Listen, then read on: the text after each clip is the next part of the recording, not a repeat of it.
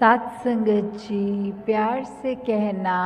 धन निरंकार जी। ये तो संतों ने युगों युगों से जो बात कही है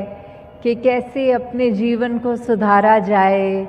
कौन सा वो रास्ता अपनाया जाए जो हमको मनुष्य हैं तो मनुष्य के गुण हों वो दर्शाता रहे, वो उस रास्ते पे चलते रहें। क्योंकि इस संसार में तो हर एक रंग है, हर एक रास्ता है, ठीक मार्ग भी है और गलत मार्ग भी है। तो कैसे हमने हमेशा वो संतों के द्वारा दिखाया हुआ एक रास्ता जो कि हमें मनुष्य बनाता है असली रूप में, जो प्यार करना सिखाता है, नफ़रत को दिल से दूर करना सिखाता है, जो सिर्फ एक अपने अहंकार को छोड़कर एक नम्रता की बात करने वाली है, वो है एक दूसरे का सहारा बनना है, एक दूसरे की टांग नहीं खींचनी, ये वाला रास्ता। कैसे किसी को सुख पहुंचाने की कोशिश करनी है, उसको दुख नहीं देना, उसके दुखों पे हंसना नहीं है। तो ऐसे बातें और जो अहम बात कि कैसे हम इस जीवन में आए हैं, तो ये सांसें तो हमारे कुछ सालों के लिए ही है, शरीर कुछ सालों के लिए ही है। तो कैसे जीते जी हमने ये शरीर का पूरा फ़ायदा उठाना है, ये सांसों की लड़ियाँ जब तक हैं उसी टाइम ये पॉसिबल है कि हम अपने असली रूप को जान पाएँ। क्योंकि हम आए तो इस शरीर में हैं पर हम शरीर नहीं हैं। ये आत्मा तो शरीर से काफ़ी एक ज़्यादा लंबी यात्रा की चीज़ है, शरीर ने तो साथ जल्दी छोड़ देना है। तो कैसे हम जब आए हैं इस संसार में तो इस परमात्मा की प्राप्ति कर लें, इस निराकार को जान लें कि जो आत्मा हमारे शरीर में है वही अंग संग भी है, वो परमात्मा का अंश ही है। तो हम जब इस परमात्मा की पहचान कर लेते हैं तो फिर उसके एहसास में हर एक कार्य जो जीवन भर करेंगे वो सही कार्य ही होगा। क्योंकि फिर हमको वो एहसास है कि हम जानबूझ के कुछ भी गलत नहीं कर सकते, ये परमात्मा अंग संग है, ये सही मार्ग पे रहने वाले बात, हमें पूरे संसार का उद्धार करने वाली बात, अपना उद्धार से शुरू करके कि हमने अपना सुधार करना है। हमारे अंदर जितनी भी खामियां हैं उनको प्रतिदिन कोशिश करके वो गलत आदतें, वो गलत गुण उनको निकालने हैं जीवन से और अच्छे गुणों को अपनाना है। तो एक उदाहरण भी उस तरह से आता है कि कैसे हम एक इंटेंशन की जो बात होती है कि सिचुएशन तो हर एक की हर समय कैसी परिस्थितियाँ जीवन भर में अलग अलग आती रहेंगी, कभी सुख का समय है तो कभी दुख आएगा। ये तो कुछ ऐसा है नहीं कि सुख है तो जीवन काल भर सुख मिलेगा या दुख है तो जीवन काल भर दुख मिलेगा। तो जब हमारे पास क्या परिस्थिति है, हमें क्या अपना रिएक्शन बनाना है, हमने अपनी इस विवेक बुद्धि से, अपनी चेतनता से, इस प्रभु परमात्मा के सहारे से क्या कार्य करना है जो बुरी विपरीत परिस्थितियों में भी हमें एक ठीक रख सके, एक ठीक मार्ग पे रह सकें। तो वो उदाहरण है कि एक चाकू जो है वो अपने आप में उसका कार्य तो सिर्फ काटना है, पर चाकू किसके हाथ में है उससे बहुत फ़र्क पड़ता है। कि अगर घर में वही चाकू है जो सेब को छील रहा है, सब्जियों को काट रहा है, तो वो चाकू भी एक अच्छे कार्य के लिए इस्तेमाल किया जा रहा है, वो एक अच्छा है। तो चाकू का तो गुण काटना है, पर किस चीज़ के लिए उपयोग में आ रहा है उससे फ़र्क पड़ता है। एक डॉक्टर जब किसी का इलाज कर रहा हो, कोई सर्जरी कर रहा हो, कोई सर्जन, तो शरीर का वो बेहोश करके हिस्से को चाकू से काटता है, तो वो इसलिए नहीं उस शरीर को काट रहा क्योंकि नुकसान देना चाह रहा है, पर इसलिए क्योंकि वो शरीर के अंदर जो दिक्कत है उसको उस डॉक्टर ने सही करना है और उसके बाद टांके लगा के वो शरीर को वापस जोड़ना है। तो उस समय भी वो चाकू एक अच्छे कार्य के लिए उपयोग में आया। और दूसरी तरफ अगर हम देखें कि चोरों को, लुटेरों को, वो भी अपने हाथ में चाकू रखते हैं, पर उनका कार्य तो सिर्फ हर एक को कष्ट पहुंचाना है, औरों की चीज़ों को हड़पना है। तो इसमें दोष चाकू का कुछ नहीं है, चाकू किसके हाथ में है, वो उस चाकू से क्या प्रयोग कर रहा है। तो ऐसे ही हम चाहें तो अपने जीवन में हर अपनी परिस्थिति जो हमारे अनुसार नहीं है उसको कोस लें, या फिर उस परिस्थिति में भी हम इस परमात्मा, इस मालिक का शुक्रिया करें कि बहुत अच्छी परिस्थिति दी है। तो वो एक हमारा दूसरे के साथ रवैया, एक हमने किस कदर एक दूसरे इंसान के साथ पेश आना है, वो फिर हमारे अंदर ही है। वो फिर परिस्थिति की मोहताज नहीं कि ऐसे ही एक बार और उदाहरण है कि अगर एक किश्ती में कश्ती चलाने वाले ने आंखें बंद कर ली हों तो वो कश्ती सामने पत्थर से टकराती है, और उस समय वो चलाने वाला अपनी आँख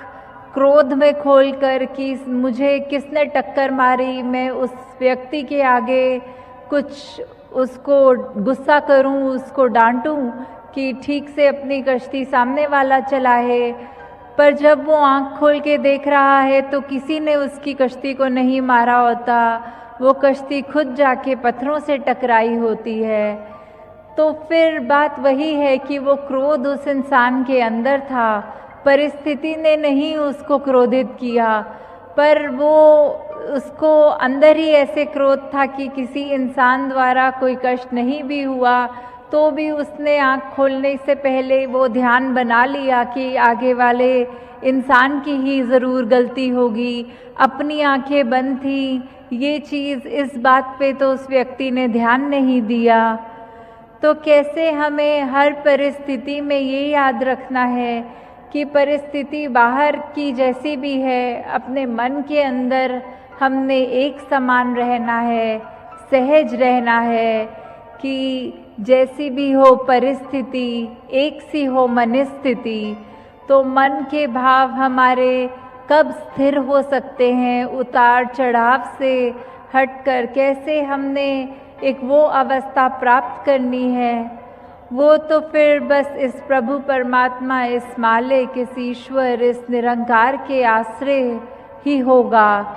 जब इसकी जानकारी हो गई तो फिर इसके साथ जुड़कर सुमिरन में सेवा करते हुए, सुमिरन सत्संग करते हुए, तो ही ये हमारा रिश्ता इस निराकार के साथ और गहरा बनेगा। तो हम जब ये सब बातें समझ लेंगे कि हर इंसान में ही अपना ही रूप है, वो आईने वाली बात कि कैसे हम अगर हर एक में अपने आप को ऐसे देखें कि आईना देख रहे हों, और फिर उसी तरफ अगर आईने के बारे में सोचा जाए तो आईने का काम क्या होता है, वो हमको अपना दर्शाता है अपने आप को। तो हम अगर ये सोचें कि अगर मान लीजिए आईना हमारे शरीर की या हमारे चेहरे की सुंदरता ना दर्शाता हो, पर आईना सामने रख के ये देखें कि हमारे मन को दर्शाता हो, तो हमें पता लगे कि हम कितना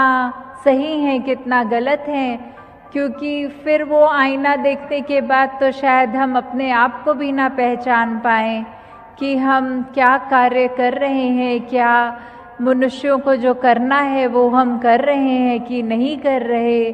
तो कैसे अपने आप का ये सामना करने वाली बात, अपने आप पर वो एक इंट्रोस्पेक्शन करना, अपने किए कर्मों पर सोच विचार कर एक बुद्धि के द्वारा कि कैसे हम सही चीज़ कर भी रहे हैं कि नहीं, तो वो कार्य जहाँ जीवन में बहुत महत्वपूर्ण है कि सही मार्ग पे ही हमेशा रहें। और साथ ही हर इंसान जो हमारे संपर्क में है या फिर पूरे जहान में जहाँ जहाँ बसते हैं, उनका पहना खाना, उनका एक आदतें, कल्चर, वो दिखने में कैसे हैं, वो किस देश के हैं, ये सब चीज़ें अगर हम उस तरह देखें कि ये व्यक्ति मुझसे अलग है तो इससे नफ़रत करनी है, तो वो कार्य भी शोभा नहीं देता। हमें हर एक से प्यार करना है, चाहे वो कैसे भी हों, क्योंकि वही परमात्मा उनके अंदर भी है जो हमारे अंदर है। तो अगर हम अपने आप से इतना प्यार करते हैं तो उनसे भी वो करना है, क्योंकि ये पिता एक है हम सबका। तो वही एक शायर ने भी इसी बात को ऐसे कहा है कि चमन में एक तिलाते रंगबूस से बात बनती है, हम ही हम हैं तो क्या हम हैं, तुम ही तुम हो तो क्या तुम हो। कि अगर हम सिर्फ अपने जैसे ही दिखने वालों को या अपने जैसी बिलीव्स रखने वालों को ही श्रेष्ठ मान लें और सारा संसार उसी से भर जाए, तो फिर वो बात उतनी अच्छी नहीं है जितनी हर कल्चर, हर देश, हर अपनी जैसे भी रहते हैं उस तरह से रहने वाले, जैसे एक बाग का, एक बगीचा का उदाहरण कि फूल दिखने में चाहे लाल हों, गुलाबी हों, येलो हों, किसी भी रंग के हों, उनकी खुशबुएं भी अलग अलग, पर एक गुलदस्ते में, एक बगीचे में कैसे सुंदर लगते हैं। वो बात सिर्फ ये नहीं कि हर एक फूल को एक समान होना है, एक ही खुशबू देनी है। वो हर फूल अपने आप में अलग दिखता है, वो अलग अलग मिट्टी में उसकी उपज अच्छी होती है, खुशबू भी अलग है, तो फिर भी वो एक खूबसूरती ही है। ऐसे ही इस संसार में यूनिटी इन डाइवर्सिटी की बात, वो हर एक व्यक्ति, चाहे वो अपने स्वभाव से अलग है, दिखने में अलग है, पर वो है अपना ही। तो हम जितना इस एकत्व के साथ जुड़े, इस एक तत्व, इस परमात्मा के साथ, तो उतना ही ये पूरा संसार भी प्यारा लगने लगता है। फिर एक हमारे मन में किसी के लिए घृणा नहीं आती, हर एक के लिए मन में सिर्फ प्यार रहता है। तो दासी और समा नहीं लेगी, इन्हीं शब्दों से ये आपके चरणों में बात रखते हुए कि कैसे हमने इस निरंकार, इस परमात्मा की पहचान जो करनी है, अगर है जीवन में वो पहचान तो मुबारक है, नहीं तो ये खुद ही सोच लें कि जितना जीना है उतने ही श्वास हैं और उसी में ही अपॉर्चुनिटी है इसको जानने के लिए। और ये कोई भी वेद ग्रंथ उठा के भी देख लें तो हर जगह बात यही लिखी है, किसी भी होली स्क्रिप्चर में, कि इस परमात्मा को जाना जा सकता है। तो आज भी वो अपॉर्चुनिटी इस सत्संग के बाद है, जो आप सब कोई अपने हिस्से लेना चाहें, तो इस परमात्मा की जानकारी के बाद इसके ऊपर आस्था रखते हुए जब इसके साथ एक में खो के विश्वास के साथ अपने जीवन की यात्रा चालू करेंगे, तो ही उस यात्रा में एक वो भक्ति भरी जो जीवन होती है, क्योंकि भक्ति कोई सिर्फ एक कार्य का नाम नहीं है, भक्ति एक अवस्था है, एक जीने का सलीका है, एक तरीका है जिससे जीवन को जिया जाए। तो हम इस भक्ति भरी जिंदगी में कैसे जिएं, उस चीज़ का एहसास करते हुए ताउम्र अपना